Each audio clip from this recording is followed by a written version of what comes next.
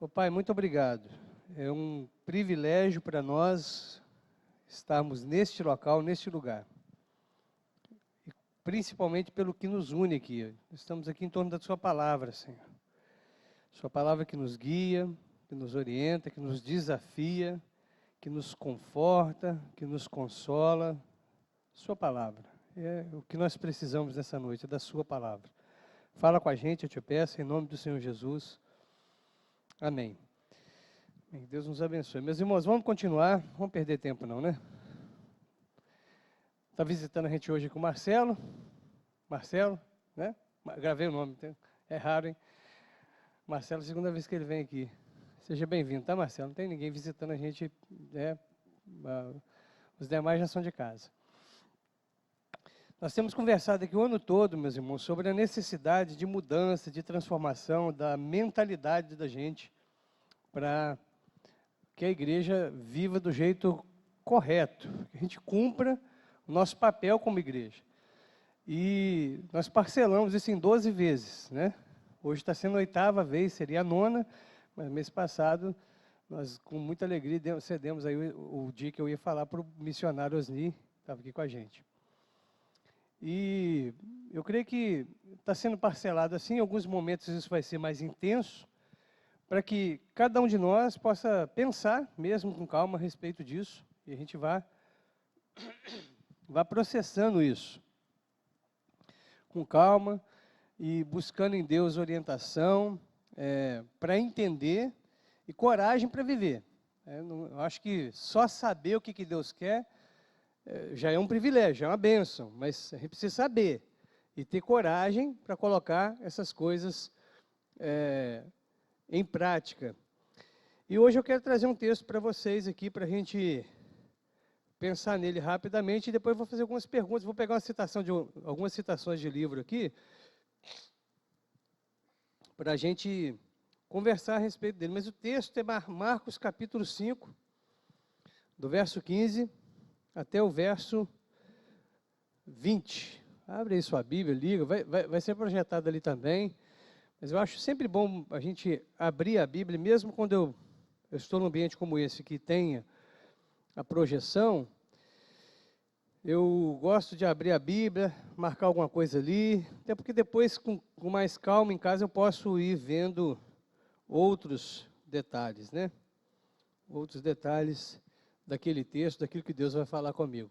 Marcos, capítulo 5, verso 15 até o verso 20.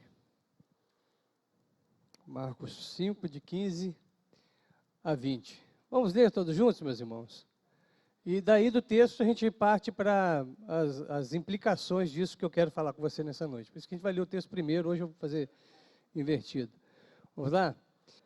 Quando chegaram perto de Jesus, viram um homem que antes estava dominado por demônios e ficaram espantados, porque ele estava sentado, vestido e no seu perfeito juízo.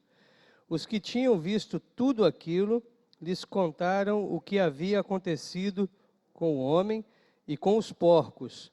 Então começaram a pedir com insistência a Jesus que saísse da terra deles.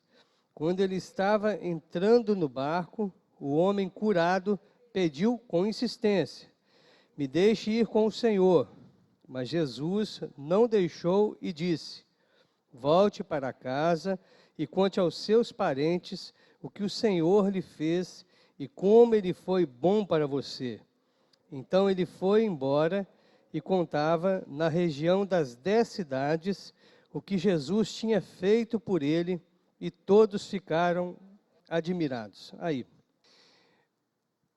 esse texto, ele vai, eu quero que você olhe para ele nesse momento, pensando assim: quem é que pode levar a mensagem de transformação para as pessoas? Você vai pensar nessa pergunta e vai responder: quem é capaz, quem é capacitado, quem é que deve ou pode, tem condições de anunciar o evangelho para as pessoas? Porque na prática, normalmente se pensa que quem faz isso, ou quem é capaz de fazer isso, é o clero. Você talvez não esteja habituado a ouvir isso, mas a gente tem um pensamento clerical aqui ainda. Nós pensamos que algumas pessoas dentro da igreja são mais capazes, por causa dos cargos que elas ocupam, para fazer determinado serviço. Estou falando alguma mentira, estou exagerando, né? Quem é o sujeito que é capaz de pregar aqui na igreja? Fala que eu quero ouvir, porque eu estou querendo ficar inchado agora. Oba, coisa boa. Estou querendo querendo elogio. Está vendo? Mas é só o pastor que prega? É só o pastor que pode pregar? Talvez a pregação aqui da frente seja uma coisa que você precisa de um preparo mesmo, de alguma técnica e tal, mas eu falo de anunciar. É o pastor somente? Não, claro que não. Mas na prática é. Vamos orar por uma pessoa enferma. Chama quem? Pastor, presbítero. Presbítero também. É? E ora também. Mas na prática, que normalmente nós terceirizamos isso, gente. Terceirizamos. A gente acostumou que existe um corpo na igreja, um corpo institucional, digamos assim, uma questão que é bastante, não é apenas, mas bastante da organização, que só esse grupo pode fazer, só esse grupo é capaz. Só que quando a gente vai para a Bíblia, não é assim. Então, antes de chegar na Bíblia, no texto que nós acabamos de ler, se você tiver curiosidade de buscar conhecer a história dessa igreja que você serve hoje, você vai perceber que, enquanto essa igreja se preocupou em ter o que eles chamavam na época de pregadores leigos, isso já tem um tempinho, tá? A igreja crescia. Tanto, só para você ter uma ideia como é que existia crescimento e desenvolvimento, que a nossa Constituição, por exemplo, da igreja, ela é de 1950. Depois disso, nunca mais fizeram Constituição. O país já mudou sua Constituição várias vezes depois disso. Nós não mudamos da igreja. Sabe por quê? Porque naquela época tinha pessoas, tanto pastores, presbíteros, que não eram formados em seminário, não tinham treinamento teológico formal, mas que eram tão envolvidos com a vida da igreja que falavam, não, nós precisamos organizar nossa documentação aqui, a gente precisa ver o jeito que a gente funciona, e fizeram uma Constituição que, na minha opinião, era muito adiantada para aquela época, mas já está bem desencaixada já com o nosso tempo. Então, entenda, quando eu falo que ela não está servindo muito ao nosso tempo, eu não estou falando mal do serviço que os irmãos fizeram em 1950. Lá era muito à frente. Muito à frente. O mundo mudou para caramba. Você há de convir que de 1950 para cá, algumas coisinhas estão com a cor diferente, não estão? E aí precisa de ajuste. Mas depois digamos, vamos botar um número aqui, só para a gente ter uma maneira de pensar. De 50 anos para cá, parou-se de investir nas pessoas, nos chamados leigos, ou seja, quem não tem uma formação de seminário de teologia, para que eles fossem trabalhar, e começou a terceirizar. Não, tudo é o pastor que faz, é o pastor, alguns presbíteros. E a gente já sabe o que aconteceu. Nós éramos a maior igreja evangélica no país, hoje nós somos uma coisinha pequena, comparado com as outras. Paramos no tempo. E aí, o que acontece? Quando você vai debater isso, normalmente você fala, não, mas a nossa teologia é boa, que a nossa estrutura é boa. Não estão falando mal da estrutura, nem da teologia. Só que nós estamos errando na prática. É na ação que a gente está errando. Ninguém está falando aqui de mexer na essência nossa, no que nós cremos. Mas em algum momento nós erramos, gente. Nós perdemos aí a mão. E para crescer hoje está difícil. A igreja está estagnada. Ela precisa repensar. Por isso que a gente está pensando nessa questão de crescimento. Olha, e quando eu olho para a história da igreja, eu vejo isso. Falei, então o erro está onde? Quando parou de todo mundo ter a oportunidade, daquele negócio que foi uma doutrina que ficou muito em evidência na época da Reforma Protestante, que de ano em ano, quando chega em outubro, a gente escuta falar dela, que é sacerdócio universal dos crentes, onde todo cristão tem acesso a Deus e não precisa de um intermediário para fazer isso por ele, e ele tendo acesso a Deus, ele tem acesso aos benefícios que Deus dá, à unção que Deus dá, isso parou de ser uma prática, é uma crença, a gente defende isso, nós cremos, sacerdócio universal dos crentes, mas na prática, algumas pessoas só podem fazer as coisas. E foi aí que nós começamos a minguar, a ficar com a musculatura parada, a gente parou de exercitar. Pior, eu acredito que a partir daí teve uma consequência muito ruim, um desdobramento, um efeito colateral disso muito terrível, que foi os crentes começaram a ficar doentes dentro da igreja. Porque assim, se a gente tem que exercitar, vamos imaginar, o médico fala para mim e para você que nós precisamos andar 5 km por dia. É o remédio. A gente não anda, vai ficar bom? Não, vai ficar doente. Vai piorar a doença que foi diagnosticada. Então, o crente na prática, praticando o evangelho, conversando com outras pessoas, dividindo o evangelho, falando para as pessoas, ele vivendo isso na prática, ele tem um tipo de saúde. Quando ele para de fazer isso, fica só engolindo, e ele vai na igreja e tal, ele põe... Você vê hoje que a gente tem um monte de recurso, né? Então, ele abre o celular ali e assiste um monte de coisa, e lê um monte de coisa, mas não faz nada com aquilo, ele fica obeso, gente. Aquilo vai ficando assim dentro dele, vai ficando, mas não, a ponto de realmente, alguns chegam a perder a fé. Olha que ironia, né? O sujeito busca tanto conhecer que esquece o principal, que é a experiência de vida com Jesus constante. Ele perde. Talvez você conheça algumas pessoas assim, ou alguém que está passando por isso. Eu conheço alguns. E, bem, eu estou dando um diagnóstico muito simples, né? Estou falando aqui de um problema. Acredito que são vários, mas um deles é esse. Você para de viver na prática aquilo que você acredita. Você começa a ficar só teorizando. E teorizar é um negócio muito legal, porque assim, é fácil. Coisa mais fácil que tem para nós é assistir alguém fazendo alguma coisa e falar, não, por que não faz assim? Por que não faz assado? É muito fácil. Agora, vai fazer. Entra dentro do campo, por exemplo. Vai correr. Entra numa quadra para jogar a bola para o lado de lá, da rede, para segurar e não deixar ela cair do lado de cá quando a outra vem quando vem do lado de lá com toda violência. Muda tudo. Daqui da tela, olhando da televisão, fala assim, por que ela não pulou assim? Por que ela não botou a mão daquele jeito? Eu tenho um monte de solução. Na prática, quando eu pulo, que eu caio, que eu relo, que eu machuco, que eu soco o puxão fora, é totalmente diferente. Mas olha só, esse texto que acabamos de ler, me dá a impressão, claro, eu estou sendo irônico com você aqui agora, me dá a impressão de que Jesus não tinha essa ideia de centralizar as coisas nele.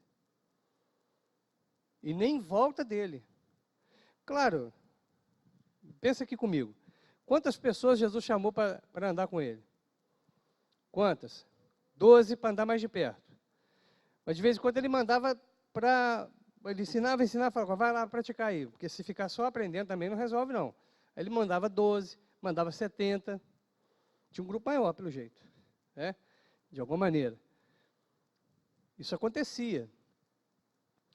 E em casos como esse, eu peguei só um exemplo, podia pegar vários, mas peguei um exemplo do sujeito que teve uma experiência com ele, maravilhosa. Vocês lembram dessa história aí? O que aconteceu? O sujeito era endemoniado, vivia de uma forma muito estranha. Jesus tira os demônios dele, joga nos porcos. Era tudo palmeirense, né? Joga nos porcos, os porcos se precipitam na água e o moço vira gente de novo. Vivia igual um bicho, agora está igual gente novamente. O pessoal encontra com ele, fala, e aí? É ele. Mas não pode, esse sujeito, a gente ficava até com medo de passar perto dele, que ele estava arranhando todo mundo, pegando todo mundo, um negócio esquisito, parecia um monstro. Não, é ele mesmo. Mas que você viu o que aconteceu, os porcos. Aí tinha um pessoal que não ligava para a gente, estava mais preocupado com dinheiro, que devia ter um monte de porcos também, falou assim, se esse Jesus ficar por aqui, vai dar ruim, porque vão perder mais porcos aí. Sempre, você vê que sempre teve gente que preocupa mais com dinheiro, com bens, com posse, do que com a vida humana, né? Isso não é novo, isso não é uma coisa assim, com o nosso tempo o pessoal não preocupa com a vida humana. Sempre teve isso. Então você tem dois tipos de insistência ali que aparece no texto. 3, a terceira é a tosse. Mas no texto você tem dois tipos de insistência. Uma insistência é para quê? É para que Jesus vá embora, não é isso? Vai embora. E a outra é o homem pedindo para que o que fora curado, né? Aquele rapaz que agora está lúcido, está normal, já está tranquilo a vida dele, normal, ele está insistindo também com Jesus, só que a insistência dele é o contrário. Enquanto o pessoal está querendo se livrar de Jesus, o rapaz está querendo abraçar Jesus. É interessante, né, que quem que está fazendo o pedido certo aqui? Quem que é? Tem um grupo que está querendo se livrar de Jesus. Vai embora, por favor, vai embora, você ficar aqui é ruim para nós. E tem um outro que quer ficar perto de Jesus. Qual o pedido que é mais bonito aqui, gente?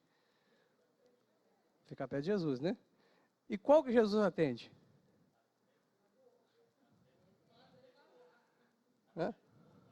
Ele sai de perto do pessoal e não atende o rapaz que queria ficar perto dele.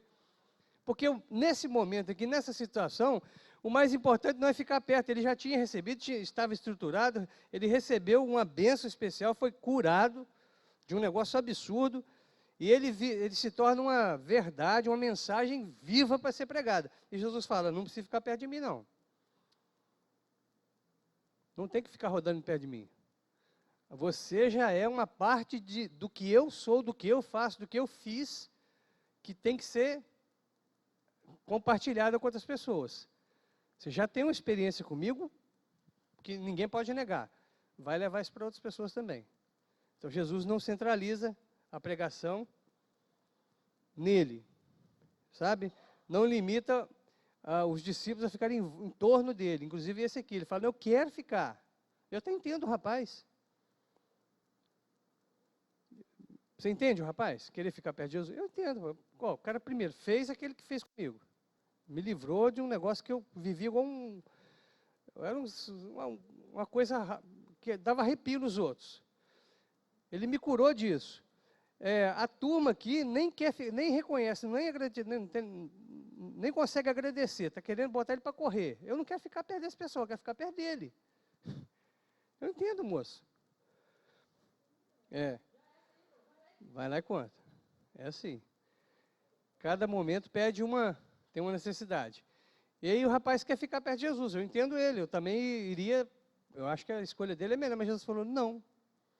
Não tem que ficar perto de mim. Não tem que fazer um curso.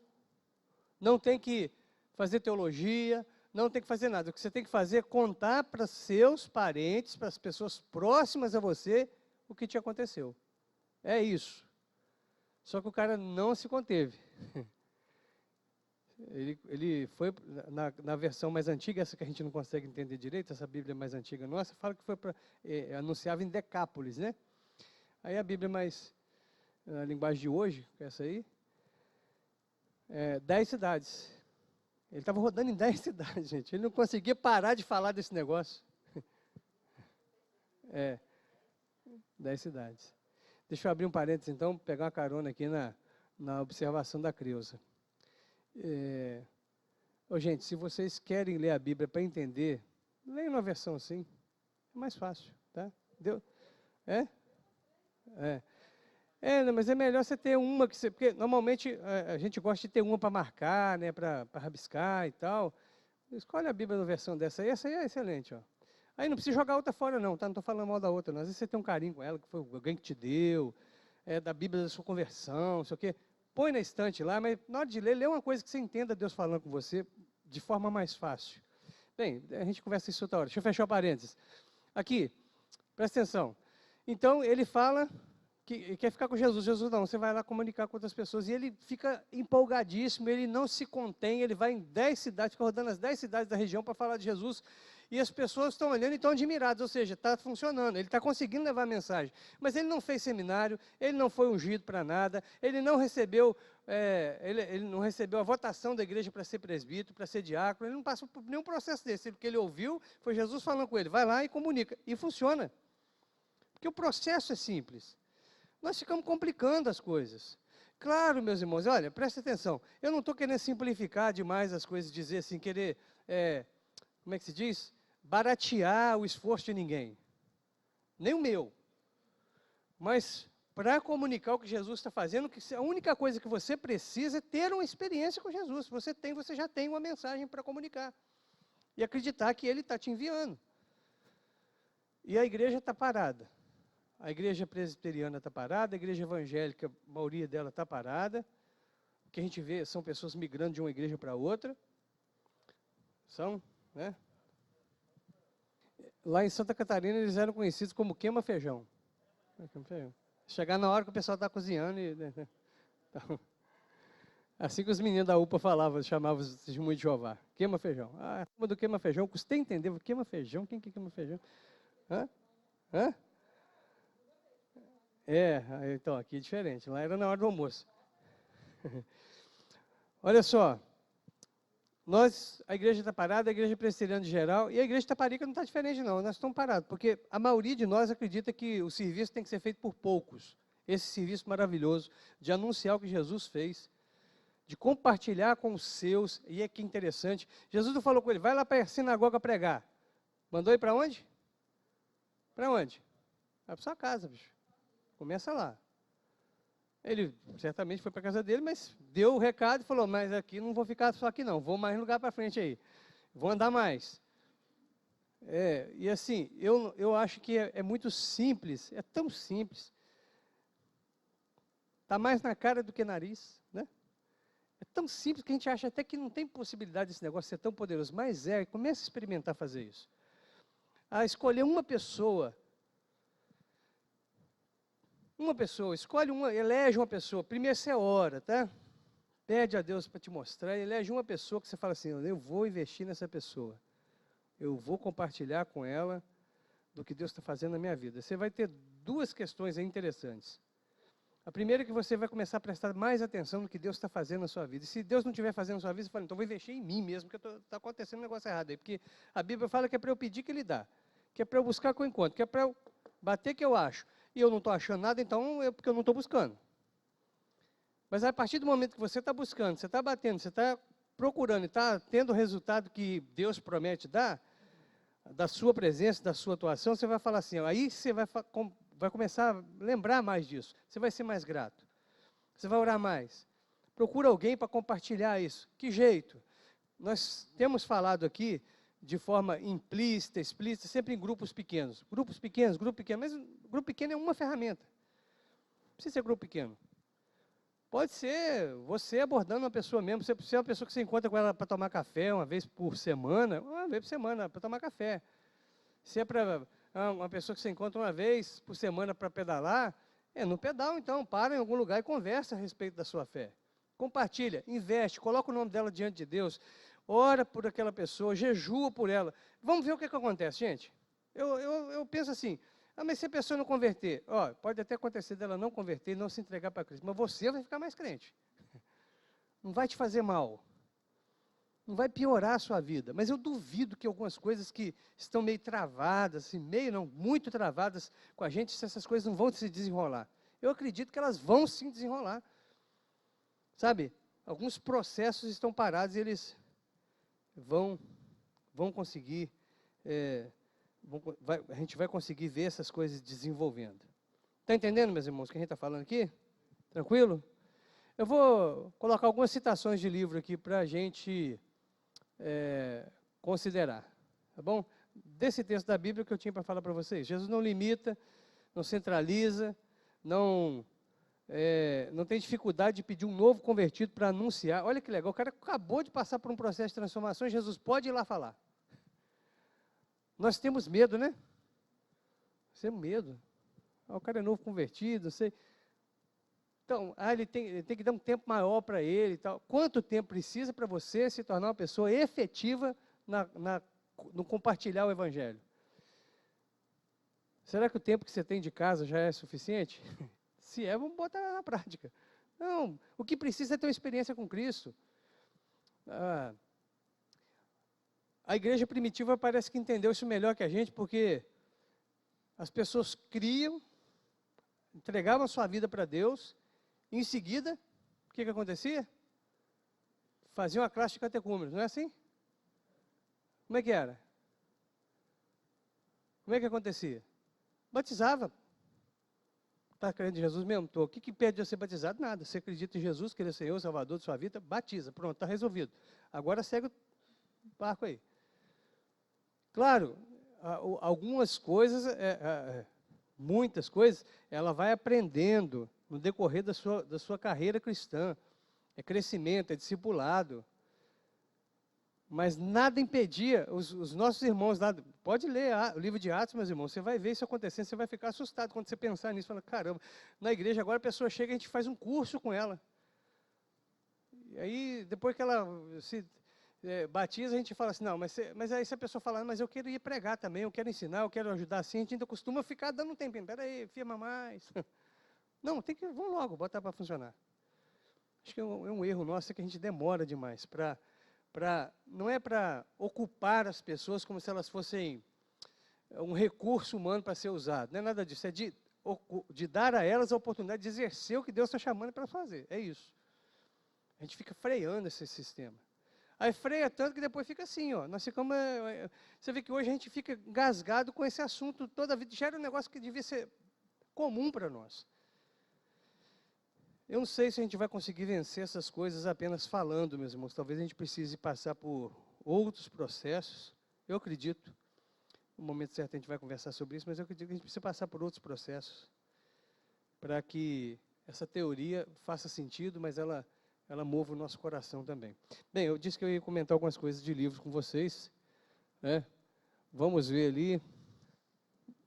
Em geral, o maior obstáculo a repensarmos e reformarmos nossos ministérios é a inércia da tradição, ou as tradições de nossa denominação e clericalismo mantidas há muito tempo, ou as tradições mais recentes do movimento de crescimento de igreja, que se tornaram um tipo de ortodoxia implícita em muitas igrejas evangélicas. Você consegue entender essa frase aí? É grande, né? É um textão, né?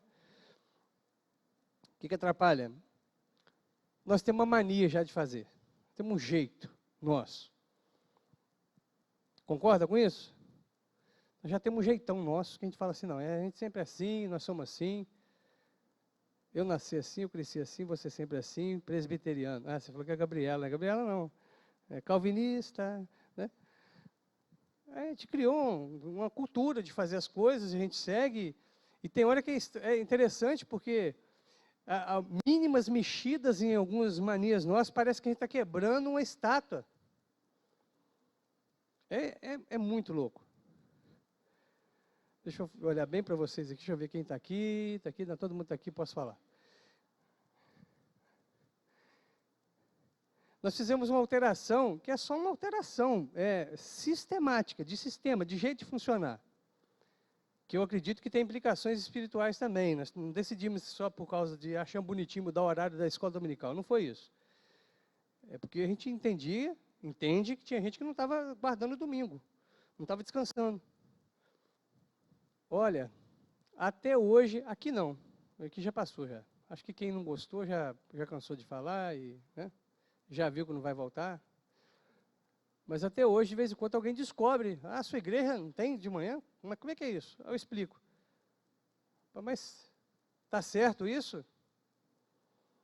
Falei assim, por quê? Não, porque eu sempre fui de manhã, ué. Falei, então pode continuar ainda, ninguém está te obrigando a nada, pô.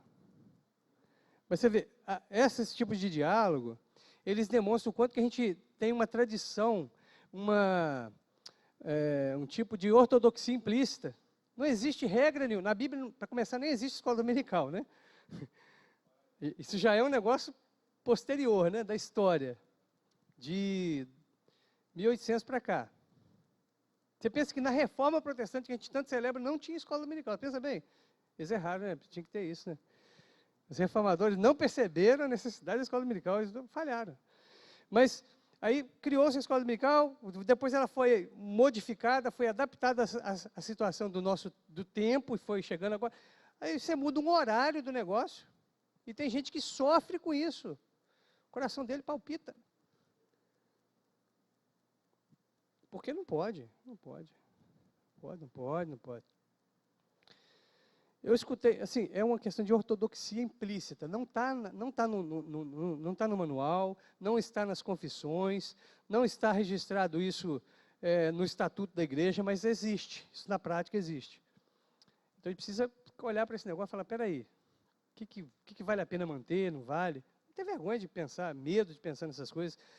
Tem algumas coisas que a gente fica agarrado.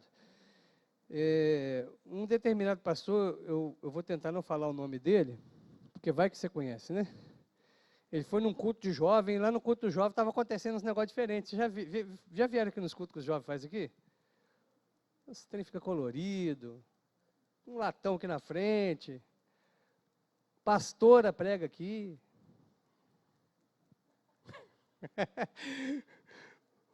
Tudo diferente, né?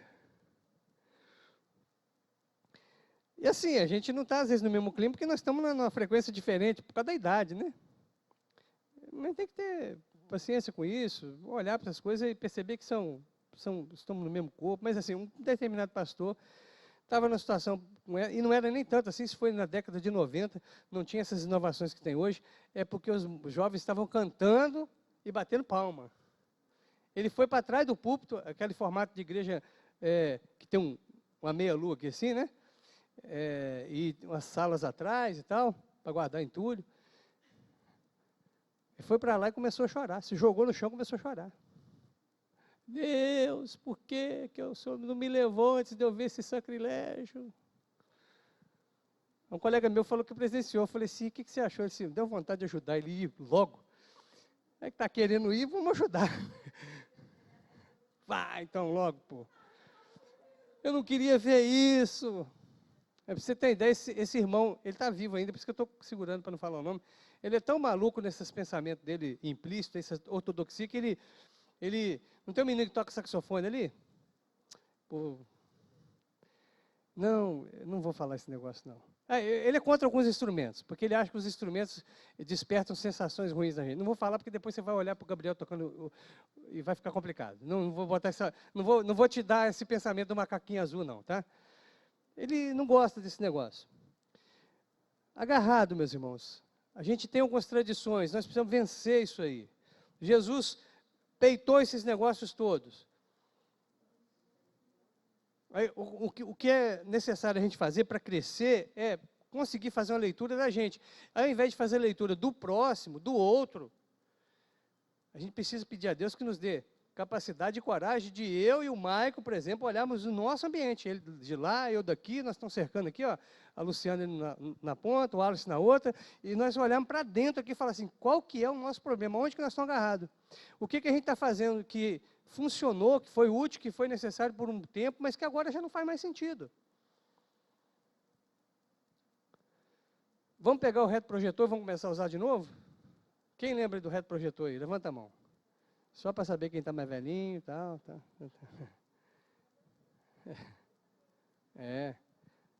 Você viu, pô, ela está ensinando para a filha ali o que é, que ela não sabe.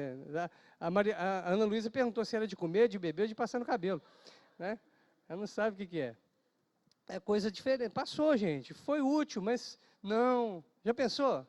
E saber os motivos são terríveis, porque a gente coloca emoções nas coisas. Imagina, não vamos tirar o retroprojetor por quê? Porque foi meu avô que doou o retroprojetor para a igreja. Não pode tirar. Hã? Mas não é melhor assim, não? Não, é melhor assim, ó. Aquilo lá dá um monte de obra danada. Atrapalha a Amazônia, porque você tem que ficar imprimindo coisa, né? A gente precisa aprender a pegar as coisas do nosso tempo e usar a favor da gente, né?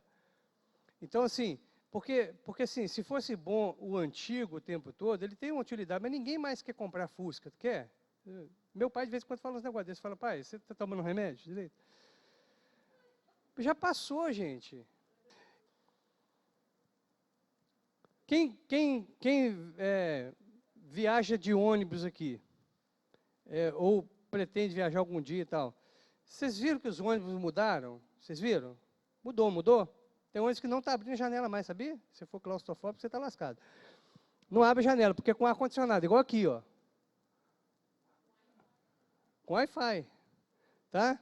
E eu quero ver se algum de nós vai falar assim, não, tem que pegar os que é antigo.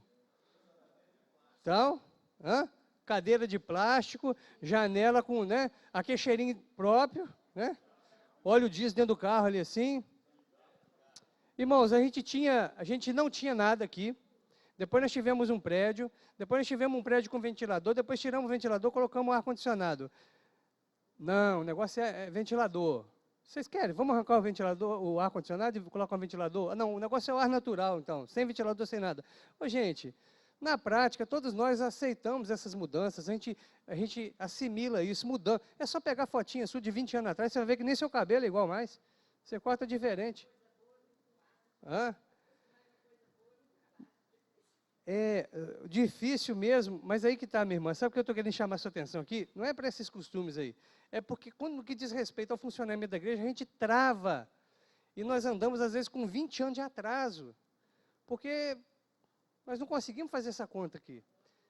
Porque é uma cultura que demora mais a empurrar a gente.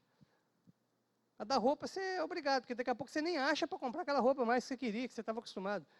Então, você acaba tendo que mudar de gosto. Agora, no que diz respeito à maneira de olhar para a igreja, nem sempre a gente consegue fazer esse tipo de conta, de perceber que está precisando fazer algumas alterações. Tem uma outra frase ali. Neste modelo, torna-se muito difícil para as congregações crescer, tal. Não, já não quero essa mais também, não. Vamos lá. A tendência...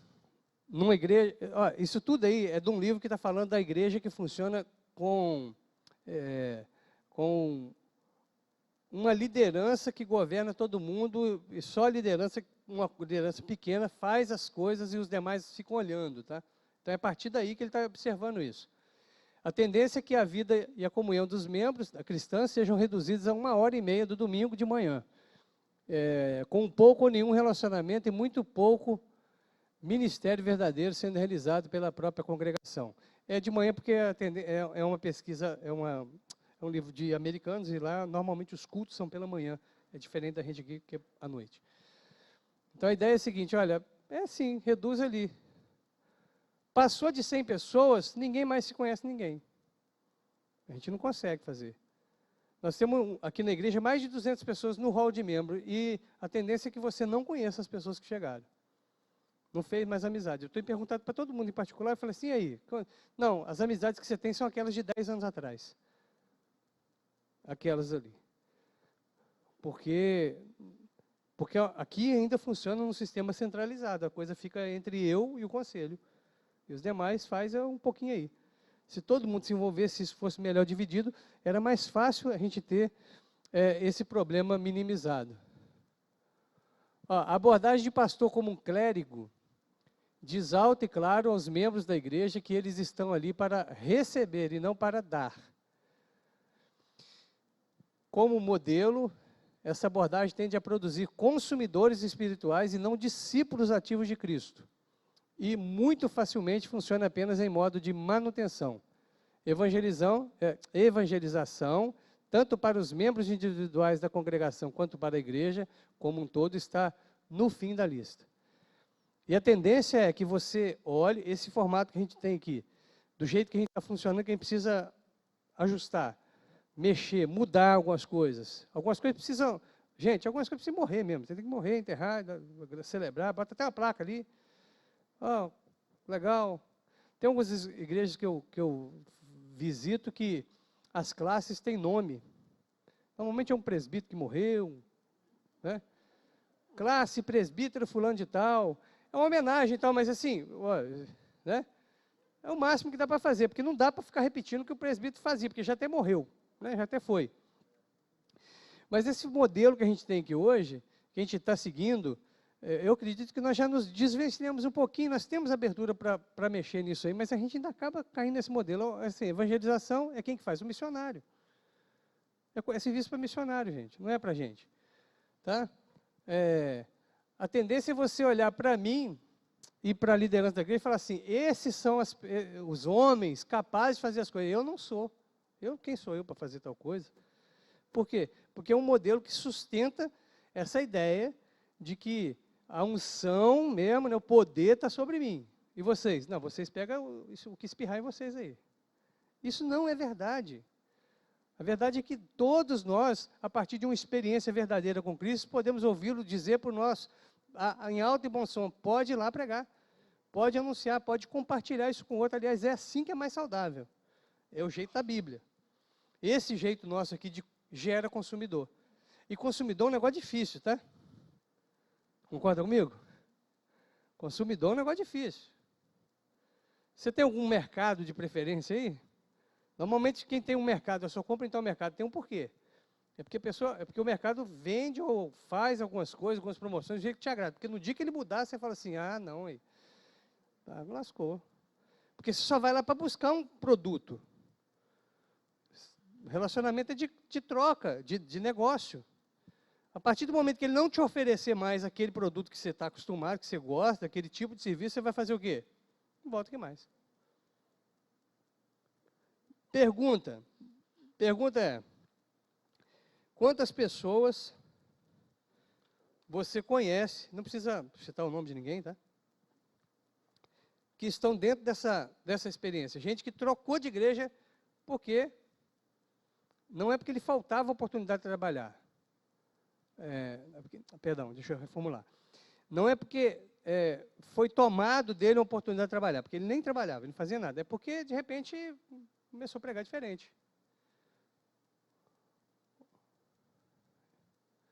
Colocaram a bateria dentro da igreja. Vou ver se pode. Pessoal doido, rapaz. Tem zoeirento. O pastor está achando que ele é quem? Não, nem põe terno mais. Bicho está preguiçoso, rapaz. Não se cuida aí.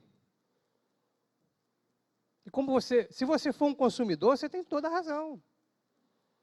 Eu estou indo para... Peraí, quando a gente vai assistir um filme, seja em casa, no cinema, não importa, você acessa ali o filme, você espera que aquilo te ofereça algumas coisas que você gosta. Se você não gostar, você faz o quê? Não vê, troca. Porque você é o consumidor, não é assim? Começou a assistir um negócio aí. Aí a cena começou a ficar pesada demais, a história está só aquela mesmice, você faz o quê? Para de ver. Se bem que eu não entendo, né, algumas coisas. Tem gente que continua vendo.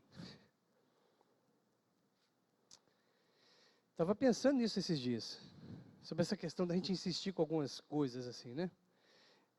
Eu estava pensando comigo assim, se você vai num restaurante ou numa lanchonete, um lugar que você vai comer alguma coisa, e você gosta de ir ali, e de repente, porque você precisa comer também, né? Então você vai lá alimentar e tal, é um lugar que você gosta, tem umas amizades ali. Vamos já que você vai comer, sei lá, um salgadinho. Qual salgadinho que você gosta? Hã? Não, tem que ser salgadinho daquele coxinha. Coxinha, porque é que a história é minha, eu preciso que encaixe aqui, né? Não, a pizza eu gosto também, tá, Cris? Mas você vai comer a coxinha.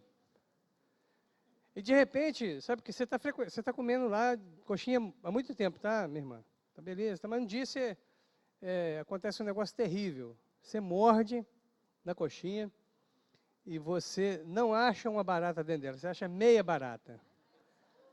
É pior, né? Pior do que achar uma barata dentro da coxinha é achar meia, porque a metade você já sabe para onde que foi, né? Se tiver fritinha, né? Finge que é chinês e manda para dentro, né? Não, só que eu preparo missionário aqui, para você missionar na China, eu estou comendo barato. Não, é legal isso aí que vocês fizeram, faz carinha de nojo, né? Para de ir lá, gente. Para. Mas vamos pegar minha irmã. A Ivone foi, passou esse negócio todo, mas ela já está acostumada a só ir nesse lugar, ela acha difícil ir no outro. E ela continuou indo. Ela falou, só não vou comer coxinha mais, porque... Né? Ah, não, vou comer agora uma outra coisa aqui, sei lá, uma salada. Aí vai comer uma salada, porque ela quer dar uma segunda chance. Vem a larva lá, um negócio sujo. Pior, até quando ela come as coisas lá, que não aparece nenhuma nojeira explícita nela, mesmo quando não aparece nada assim nojento, assim para dar nojinho, para ficar com o estômago brulhando, igual a gente falou aqui, você percebe, Ivone, que você está comendo lá, nem parece, você já até acostumou, quer falar a verdade, o pessoal não fala que bicho de goiaba é?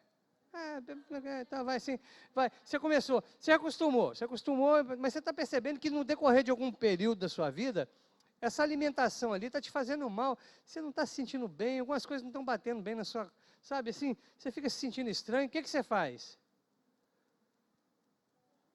Para de ir ou continua? Eu tinha parado quando você comeu metade da barata, né? Pois é, meus irmãos, sabe o que é interessante? É que essa questão aqui que eu estou ilustrando com você, que eu vejo às vezes acontecendo com alguns de nós, com respeito ao que a gente alimenta a alma, alimenta o espírito. Todo mundo sabe que a Globo é um canal que só está se prestando a fazer desgraça na vida de todo mundo. E o pessoal continua assistindo, eu não entendo isso. Ele comeu uma barata, ele comeu duas, come três. Ah, mas você viu aquela novela agora, pastor? Não vi, porque eu não vejo. E nem vou ver, porque eu não vou ver. Eu não vou, essa moral eles não vão ter comigo. Hã? Eu estou falando da Globo porque ela é uma referência de canal ruim, mas isso serve para qualquer ambiente que você vai comer. Se tiver um negócio sujo e tal, você não é obrigado a comer, você tem que rejeitar aquilo. A não ser que você não tenha outro jeito de saciar a sua fome. E aí é pior, hein? Porque se eu e você precisamos tanto desses entretenimentos assim, porque está faltando preencher-se por dentro com outras coisas. Bem, vamos lá. Precisamos, meus irmãos, a mente nossa precisa mudar. Precisamos tomar coragem de mexer em algumas situações. Né?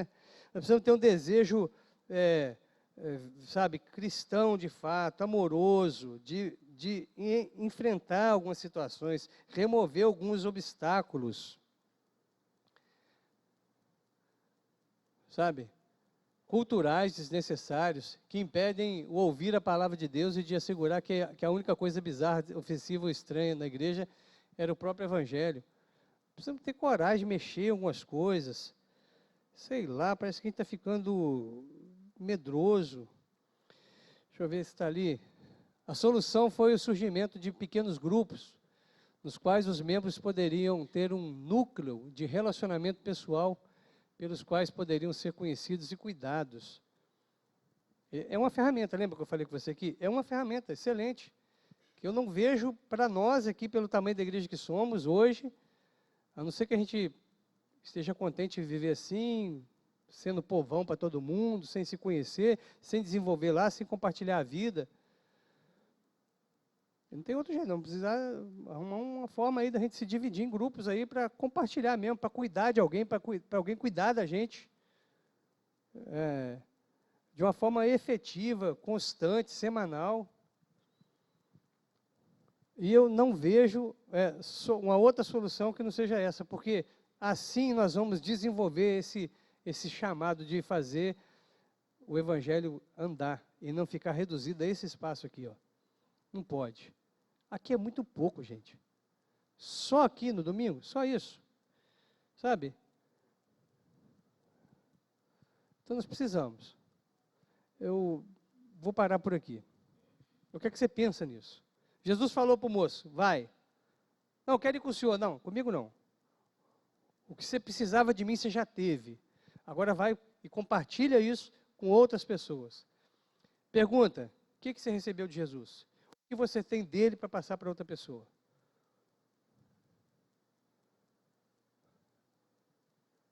O que você recebeu de Jesus? Qual a diferença que Jesus fez na sua vida? Qual a transformação que você experimentou e tem experimentado com Jesus? E o que isso é, como isso pode ser compartilhado, comunicado com outra pessoa. Outra pergunta, outra questão para a gente refletir, sair daqui pensando. Olha, o que nos impede? Quais são as nossas travas, nossas ortodoxias implícitas? O que a gente tem aqui de doutrina, né, que a gente acha que é imutável, que na verdade não é a palavra de Deus, é só um costume, que era assim, foi assim, está sendo assim, mas já pode ser diferente, que está atrapalhando a gente. Quando nós éramos um grupo de 50 pessoas, era mais fácil todo mundo se conhecer. 100 pessoas ainda dava. Passou disso, gente, acabou, começa a dispersar. É por isso que você, todo domingo, vê uma pessoa nova aqui, e daqui a pouco você vê ela de novo, mas você já não sabe se ela é uma novidade, se ela é membro da igreja, se ela está vindo para membro, porque ficou grande a coisa, cresceu. Então tem jeito de a gente minimizar esse... Outra questão é do cuidado, né? Qual é a trava? Trava que eu estou perguntando aqui, qual é a trava na questão de sistema? Agora, outra coisa, o que te trava? Você acredita mesmo que você não é capaz de falar com alguém? De compartilhar o evangelho com alguém? Deus não pode te usar? Ou você não quer fazer isso?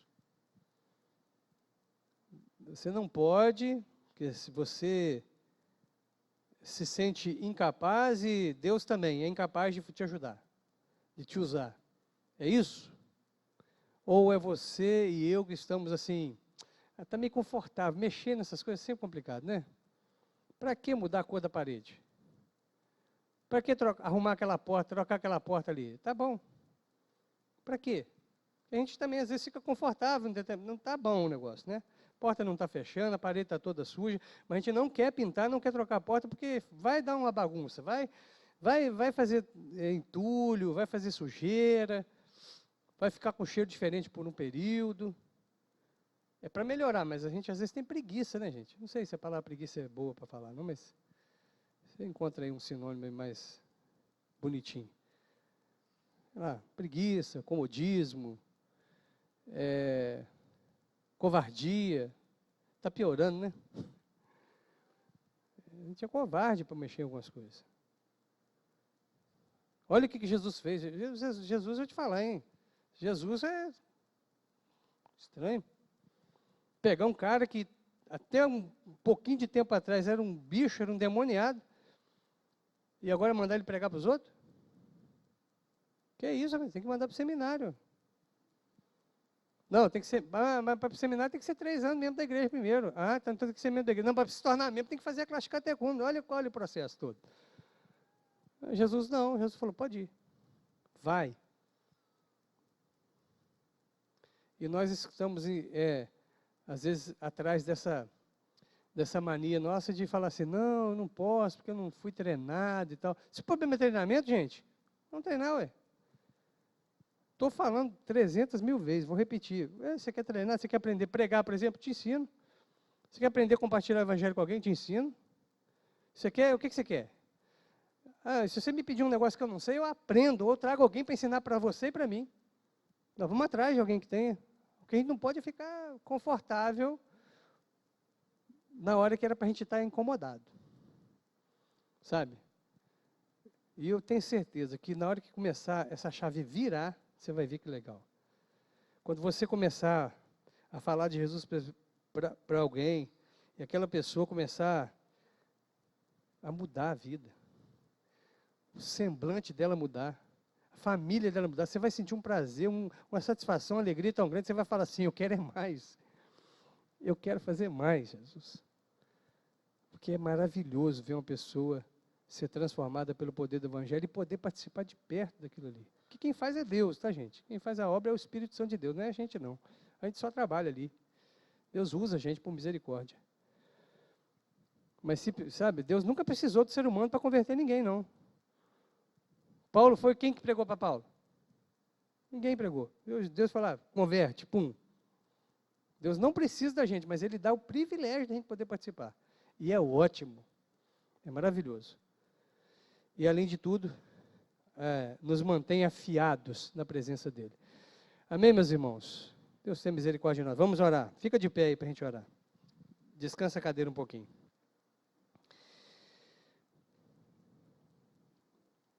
Senhor Deus, louvado seja teu nome, Senhor. Obrigado pela sua palavra, pela reflexão que nós fazemos nela.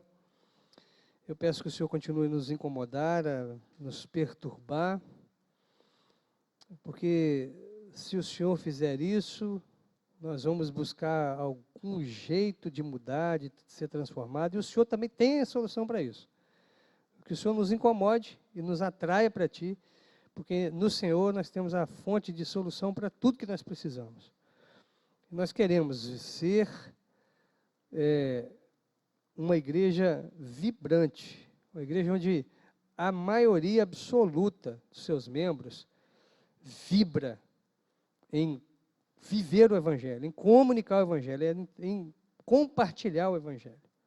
Seja com os parentes, com os amigos, seja com um colega de trabalho, seja com alguém até desconhecido, não importa, mas gente que gosta tanto daquilo que o Senhor fez, que quer passar esse negócio para outro, quer compartilhar isso com alguém.